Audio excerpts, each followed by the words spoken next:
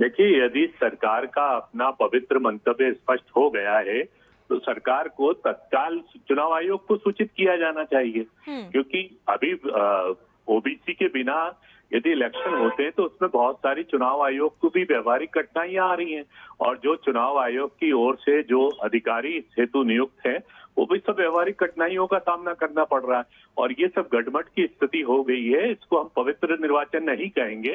तो तत्काल अभी चुनाव आयोग को यदि सरकार कहती है तो फैसले लेने में मुझे नहीं लगता कि चुनाव आयोग को देर लगेगी। तो इस तत्काल सूचना की जानी चाहिए यदि सरकार का मंतव्य स्पष्ट है, पवित्र है और इसके पीछे कोई पूर्वाग्रह नहीं। योगेश यादव जी, योगेश जी, बिल्कुल योगेश जी, मनोज जी भी हमारे साथ जुड़े हुए हैं। वो योगेश आपसे जी, कुछ आपको पूछना बताना चाहूंगा कि आप जो कह रहे हैं, कि राज्य निर्वाचन आयोग को तत्काल सूचना दी जाए। मैं आपको बताना चाह रहा हूं कि इस वक्त की सबसे बड़ी खबर यह है कि मध्य प्रदेश सरकार की तरफ से मुख्यमंत्री शिवराज सिंह चौहान ने विधानसभा में संकल्प रखा कि जब तक चुनाव ना हो तब तक ओबीसी आरक्षण का मसला नहीं समझ जाता, प्रक्रिया पूरी नहीं हो जाती, आरक्षण नहीं मिल जाता। उसके बाद इस संकल्प को सर्वसम्मति से पारित किया गया है। तो क्या ये माना जाए कि अब चुनाव खटाई में पड़ गए? योगेश जी, नहीं, खटाई में नहीं कहेंगे हम। संकल्प पारित हुआ है इस बात को लेकर। ये कार्य को प्रस्ताव पारित हुआ है तो ये बहुत उचित भी है, क्योंकि यदि पिछड़ा वर्ग के बिना ये जाए कहीं से इससे भारतीय जनता पार्टी की सरकार पूर्वाग्रह आ रहा था, और इससे यह सरकार का मंतव्य स्पष्ट हो रहा था कि कहीं ना कहीं से बैकवर्ड को माइनस किया जा रहा था। और इस इलेक्शन को व्यवहारिक इलेक्शन अभी यह नहीं किया कहा जा रहा था कि जैसे आज अखबार में लाइन बनी है कि पिछड़ा वर्ग के जब तक इलेक्शन नहीं होंगे तो इस चुनाव को रोका जाएगा, रिजल्ट को रोका जाएगा। इस बहुत ही व्यवहारिक, मुझे लगता है कि अब तत्काल चुनाव आयोग को लेकर इस चुनाव को आरक्षण की प्रक्रिया संपन्न नहीं होती, चुनाव किया जाना है। ठीक है, मनोज जी हमारे साथ बीजेपी से पंकज चतुर्वेदी जी भी फोन पंकज लाइन जी पर हमारे जुड़े साथ जुड़े। हैं। पंकज जी, क्या कहना चाहेंगे? संकल्प पारित हो गया विधानसभा। देखिए, ये भारतीय जनता पार्टी सरकार की और संगठन की उस इच्छा शक्ति और उस सत्य को प्रमाणित करता है, जैसा माननीय मुख्यमंत्री जी ने सदन में कहा था कि हम मध्य प्रदेश में ओबीसी वर्ग को बिना 27% आरक्षण दिए बिना चुनाव संपन्न नहीं कराना चाहते, और इसीलिए कल सरकार ने सुप्रीम कोर्ट में रिकॉल की याचिका भी दायर करी और आज मध्य प्रदेश की विधानसभा में संकल्प पारित हुआ है कि जब तक पंचायत चुनाव में मध्य प्रदेश में 27% ओबीसी आरक्षण की व्यवस्था सुनिश्चित ना हो जाए तब तक चुनाव ना करा जाए। अब ये मनोज जी सरकार के विषय हैं, लेकिन चुनाव आयोग एक संवैधानिक संस्था है जो स्वतंत्र रूप से निर्णय लेता है। तो अब निर्णय चुनाव आयोग को करना है। सरकार ने अपना संकल्प पारित कर दिया, नंबर 1। नंबर 2, सुप्रीम कोर्ट में रिकॉल कर दिया। नंबर 3, आज मध्य प्रदेश में पीएससी की परीक्षा की घोषणा हुई है जिसमें 27% ओबीसी आरक्षण है। नंबर 4, हमको ये भी स्मरण करना है कि ये चुनाव जो भारतीय जनता पार्टी की सरकार ने घोषित किए थे उनमें से ओबीसी वर्ग को 27% आरक्षण के साथ पंचायत चुनाव की प्रक्रिया थी, पर कांग्रेस की सुप्रीम कोर्ट, हाई कोर्ट की दौड़ में रोटेशन के नाम पर जिस प्रकार ओबीसी आरक्षण के साथ धोखा हुआ वो सबके सामने। पंकज जी तकनीकी रूप से दर्शकों के लिए, चूंकि आप भारतीय जनता पार्टी के वरिष्ठ प्रवक्ता है, मैं आपसे समझना भी चाहूंगा, सरकार के आप जिम्मेदार व्यक्ति हैं, क्या ये जो संकल्प पारित हुआ है, सरकार ने अपना संकल्प रखा, उसको सर्वसम्मति से विधानसभा से पारित कर दिया गया, अब क्या प्रक्रिया होगी? क्या ये माना जाए कि ये संकल्प पारित होने के बाद राज्य निर्वाचन आयोग को इस बात की सूचना दी जाएगी? आपसे समझना चाहूंगा, दर्शक भी। देखिए मनोज जी, मैंने आपसे आग्रह किया कि दो पक्ष हैं, राज्य निर्वाचन आयोग स्वतंत्र संवैधानिक संस्थान है और मध्य प्रदेश की सरकार है, और माननीय मुख्यमंत्री जी ने विधानसभा के मंच पर जो सबसे बड़ा सदन है वहां यदि कुछ कहा है तो आप जानते हैं कि विधानसभा में जो कहा जाता है उसका क्या महत्व होता है, प्रशासनिक भी और राजनीतिक भी। तो मुझे लगता है कि चीजें बहुत स्पष्ट हैं। भारतीय जनता पार्टी सरकार की मंशा, मंतव्य, उद्देश्य बहुत साफ है कि 27% ओबीसी वर्ग का जब तक आरक्षण सुनिश्चित नहीं हो जाता है तब तक चुनाव ना हो, ऐसा मुख्यमंत्री जी ने कहा। और हम यानी संगठन और सरकार दोनों दिशा में बहुत सजगता के साथ, तत्परता के साथ कार्य करें। इसलिए मैं आपको स्मरण दिला रहा हूँ कि कल सुप्रीम कोर्ट में सरकार की ओर से इस विषय पर रिकॉल याचिका भी लगाई है। आज मध्य प्रदेश की विधानसभा में माननीय मुख्यमंत्री जी की पहल पर संकल्प पारित हुआ है। तो हमारा यानी भारतीय जनता पार्टी का पक्ष बहुत स्पष्ट है, मध्य प्रदेश में ओबीसी वर्ग को 27% आरक्षण, फिर पंचायत के चुनाव।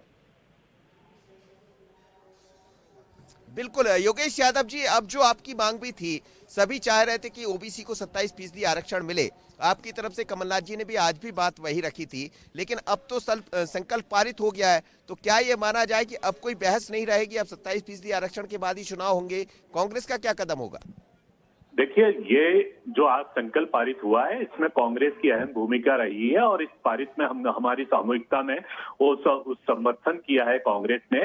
और ये जो इस मामले में आज जो भारतीय जनता पार्टी का पिछड़ा वर्ग को नेग्लेक्ट किया जाने का पूर्वाग्रह था, वो आज समाप्त हो गया। आज प्रजातंत्र की जीत हुई है, आज कांग्रेस की मांग की जीत हुई है और आज पिछड़ा वर्ग की जीत हुई है। तो ये कांग्रेस के लिए उत्सव का दिन है कि हम हटे नहीं, डटे रहे और उसके कारण आज भारतीय जनता पार्टी को झुकना पड़ा। अब भारतीय जनता पार्टी के नेताओं को, माननीय मुख्यमंत्री जी को तत्काल चुनाव आयोग को सूचित किया जाना। मनोज जी उत्तर लीजिएगा। तत्काल सूचित किया जाना चाहिए। पंकज जी कहिए, पंकज जी क्या कह रहे हैं? मनोज जी ये कह रहे हैं कि हम झुके नहीं, हटे नहीं। अरे हटवा दो, आपने रोटेशन के नाम पर ओबीसी आरक्षण को समाप्त करवा दिया। अरे योगेश जी सुन तो लीजिए। योगेश जी, रोटेशन के नाम पे शहीद कौन हुआ? ओबीसी वर्ग का आरक्षण। और सुप्रीम कोर्ट, हाई कोर्ट बोले हमने तो 27% ओबीसी आरक्षण के साथ चुनाव की प्रक्रिया प्रारंभ कर दी थी। बाधा कांग्रेस ने डाली, तनखा जी ने डाली और आज भी पीएससी में 27% आरक्षण दिया है और संकल्प पारित किया माननीय मुख्यमंत्री जी ने। 2014 का रोटेशन था आपका, 2019। अरे सर, 27% आरक्षण के साथ चुनाव करा रहे थे। यदि आप हाई कोर्ट, सुप्रीम कोर्ट नहीं जाते तो समस्या नहीं आती योगेश जी। और हमने 27% का संकल्प पारित किया, कल सुप्रीम कोर्ट में रिकॉल किया। कांग्रेस ने, योगेश जी, कांग्रेस ने ओबीसी वर्ग की पीठ में छुरा भोंका है पीछे से। और आज आप कह रहे हैं कि हमारी जीत हुई। अरे आपको लाज आना चाहिए कांग्रेस पार्टी को कि आपकी चलते आज ओबीसी वर्ग का जो बड़ा तबका है वो प्रतिनिधि से वंचित है। चलिए अब तो बहुत स्पष्ट है, बहुत स्पष्ट है पंकज जी। योगेश जी, पैरवी नहीं की गई। क्षमा याचना करना चाहिए योगेश जी कमलनाथ जी को, कांग्रेस को, प्रक्रिया को विलंबित करने के लिए। बैकवर्ड के साथ पैरवी नहीं की आपने, बैकवर्ड के साथ। अरे सर, पैरवी कर रहे हैं सर, हम ही पैरोकार हैं योगेश जी। भारतीय जनता पार्टी सरकार संगठन पैरोकार है, नेता है, आगे लेकर। योगेश जी, मजबूरी में किया है, आपकी मजबूरी। बिल्कुल, आरोप प्रत्यारोप तो मनोज जी अभी भी लग रहे हैं। कांग्रेस का ये कहना है कि सरकार को हमने झुका दिया और सरकार का, बीजेपी का ये कहना है कि कांग्रेस ही गई थी सुप्रीम कोर्ट, हाई कोर्ट। लेकिन ठीक है, ये बड़ी खबर है इस वक्त की कि सर्वसम्मति से संकल्प पारित किया गया है और इस सरकार की तरफ से स्पष्ट कर दिया गया है कि बिना आरक्षण के चुनाव होना तर्कसंगत नहीं है और बिना ओबीसी आरक्षण के चुनाव ना हो। पंकज जी आपका भी बहुत धन्यवाद। इसके साथ ही योगेश जी आपका भी बहुत शुक्रिया। मुख्यमंत्री शिवराज ने क्या कुछ कहा, एक बार सुनिए।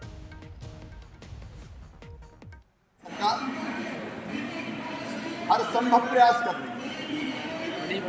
माननीय सर्वोच्च न्यायालय में हमने पुनर्विचार याचिका दायर की। माननीय सर्वोच्च न्यायालय में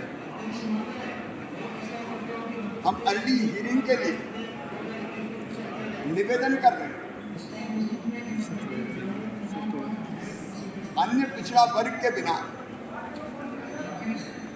पंचायत के चुनाव होना अन्य पिछड़ा वर्ग के हित में भी नहीं है, प्रदेश के हित में भी नहीं। एक ऐसी स्थिति पैदा हो गई जिससे प्रदेश को बाहर निकाल दिया। इसके लिए सरकार हर संभव प्रयत्न करेगी। आज सदन में मैंने ये प्रस्ताव रखा, ये संकल्प सदन ने किया है। मैंने संकल्प रखा कि ये सदन संकल्प करता है कि बिना अन्य पिछड़ा वर्ग के आरक्षण के पंचायत के चुनाव ना किए जाएं।